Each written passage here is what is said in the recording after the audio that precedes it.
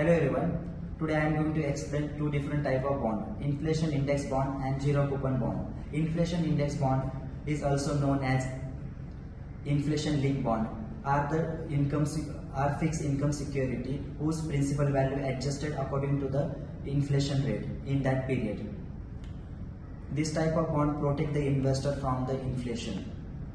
And the interesting part of this type of bond is coupon will given on this type of bond will the adjusted principal amount. So I would like to give the one example. Suppose one investor purchased the 10,000 value of the inflation bonds and the period for the 10 years and the rate for coupon rate is 4%.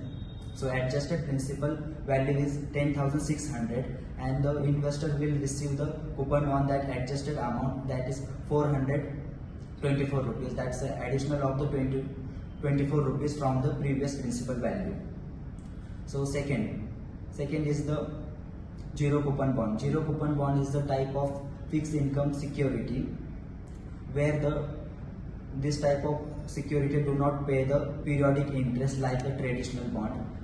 This type of bond issue at the discounted price and mature at the face value or at par it will mature. So this type of bond is useful where the investor will get the total amount in on maturity. I would like to give the one example. Suppose the one investor buy the zero coupon bond 1000 value face value and that issue at the discounted price 700 for period of the 10 years and the investor will receive the face value at the maturity, that is 1000.